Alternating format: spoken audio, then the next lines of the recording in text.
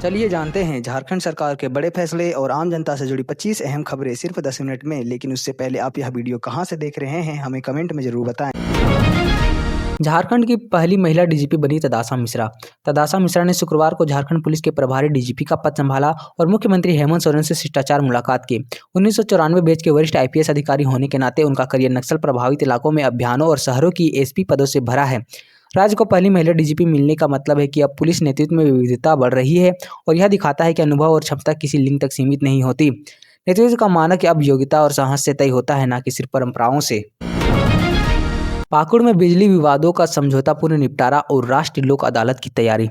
जिला विधिक सेवा प्राधिकरण पाकुड़ ने 13 दिसंबर 2025 को राष्ट्रीय लोक अदालत को सफल बनाने और बिजली से जुड़े मामलों जैसे चोरी, बिल बकाया और अनियमितताओं का सुलहपूर्ण समाधान सुनिश्चित करने पर बैठक की। न्यायाधीश शेषनाथ सिंह की अध्यक्षता में सभी संबंधित विभागों और अधिकारियों ने वादों के निष्पादन और कानूनी राहत देने के दिशा निर्देश तय किए।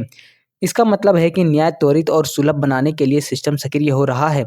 विवादों का समाधान अदालत तक पहुंचने से पहले ही करना न केवल समय बचाता है बल्कि लोगों का विश्वास भी मजबूत करता है। साहिबगंज पुलिस ने एंटी क्राइम चेकिंग में 2 युवक को गिरफ्तार, 5 लाख के 8 मोबाइल जब्त।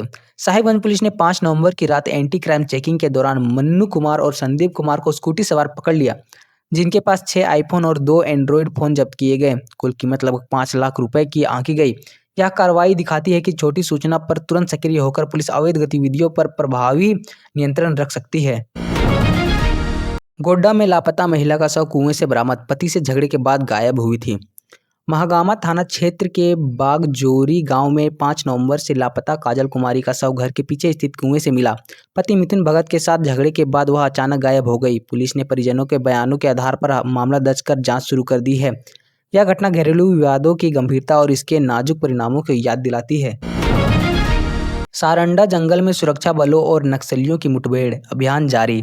पश्चिमी सिंहभूम के मंगपोगा और तेताई इलाके में कोबरा बटालियन और नक्सलियों के बीच लगभग 1 घंटे तक गोलीबारी हुई।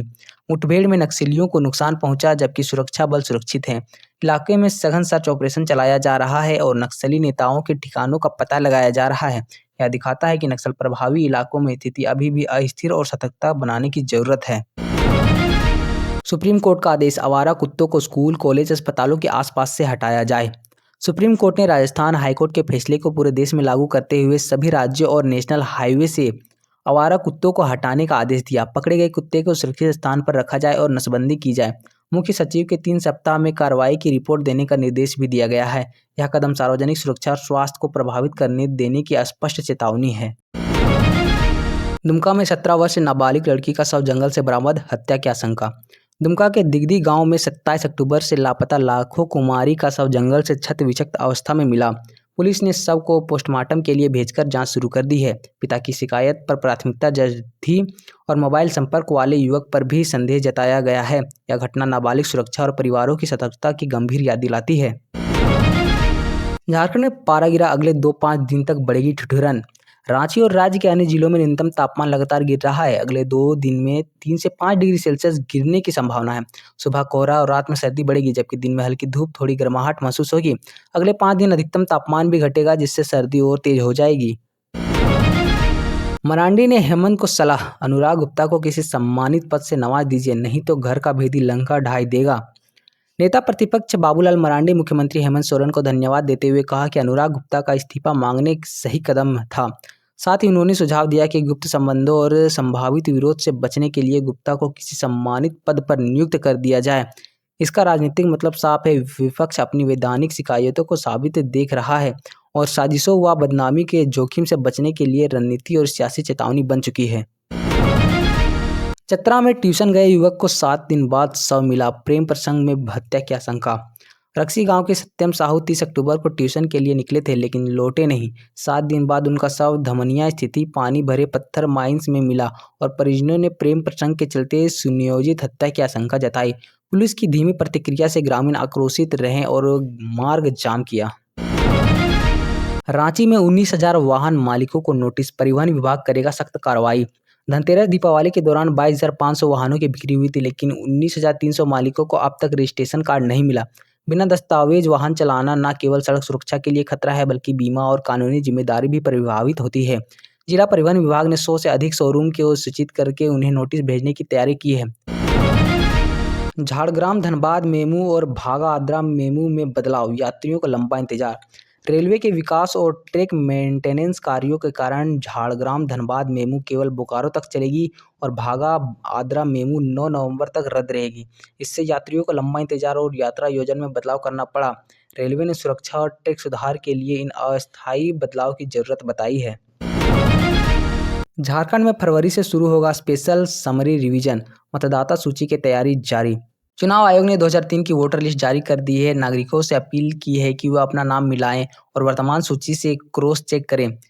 एसआईआर के दौरान हर बूथ पर सत्यापन और दस्तावेज जांच होगी और बोकारो में बूथ स्तर पर हेल्प डेस्क और कैंप लगाए जाएंगे। इसका मकसद सुनिश्चित करना यह है कि योग्य मतदाता मतदान में शामिल हो सके। मुख्यमंत्री पशुधन विकास योजना में करोड़ों का फर्जीवाड़ा, आपूर्तिकर्ता ने अपने परिवार को लाभान्वित किया। रमाना के मड़वीना गांव के उपेंद्र यादव ने खुद को अपने परिवार के 22 सदस्यों को योजना का लाभ दिलाकर करोड़ों का घोटाला किया।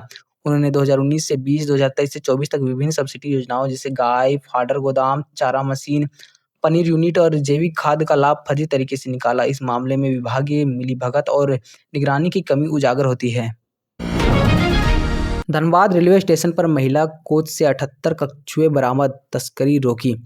धनबाद आरपीएफ ने योगनगरी ऋषिकेश हावड़ा दून एक्सप्रेस के लिए महिला कोच से 78 कछुओं को पकड़ा, जिनकी कीमत करीब 7.8 लाख रुपए है। कछुए संरक्षित प्रजाति हैं और वन्य जीव संरक्षण अधिनियम के तहत उनकी तस्करी अपराध है। बरामद कछुए वन विभाग को सौंप दिए गए हैं। हेमंत सोरेन ने बीजेपी पर हमला, घाटशिला उपचुनाव में झामुमो का समर्थन मांगा। मुख्यमंत्री हेमंत सोरेन ने जनसभा में कहा कि बीजेपी का प्रत्याशी ऐसा है जिससे झामुमो से लाभ उठाया और अब खुद बीजेपी के लिए काम कर रहा है। उन्होंने जनता से अपील की कि इस बार उपचुनाव में झामुमो को ही वोट दे। यह बयान सियासी मंच पर विपक्षी दलों की नीतियों और वैचारिक विभिन्नताओं को प्रकाश डालता है। हजारीबाग में ज्वेलरी दुकान पर छापेमारी, संचालक और पुत्र हिरासत में। लोहसिंगना थाना पुलिस ने पंकज ज्वेलर्स में छापेमारी कर भारी मात्रा में सोना चांदी और जेवरात बरामद किए। संचालक विनोद प्रसाद और उनके पुत्र विक्की हिरासत में हैं, जबकि छोटा भाई फरार और जांच में चोरी के जेवरात गलाकर बेचने की संभावना सामने आई है। पुलिस ने सभी ज्वेलर्स को अज्ञात स्रोत से खरीदारी न करने की चेतावनी दी है। हजारीबाग निगम चुनाव ओबीसी के लिए महापौर पद आरक्षित, नए चेहरे तैयार। हजारीबाग नगर निगम चुनाव में महापौर, उप महापौर और 36 वार्ड सदस्य चुने जाएंगे। इस बार महापौर पद ओबीसी के लिए आरक्षित होने की तैयारी है, जिससे नए सामाजिक कार्यकर्ता और पूर्व वार्ड सदस्य मैदान में आ सकते हैं। बड़े राजनीतिक दल अपने समर्थन में उम्मीदवार को आगे बढ़ाने की कोशिश कर रहे हैं। जयंतगढ़ में जमीन विवाद के चलते ट्रैक्टर से व्यक्ति की हत्या। पश्चिमी सिंहभूम के मुंडुई गांव में जमीन विवाद के बाद ट्रैक्टर से कुचले जाने से एक व्यक्ति की मौत हो गई। ट्रैक्टर चालक ने फरार है और पुलिस उसकी तलाश में छापेमारी कर रही है। गांव में तनाव के बीच परिजन शव उठाने नहीं दे रहे थे।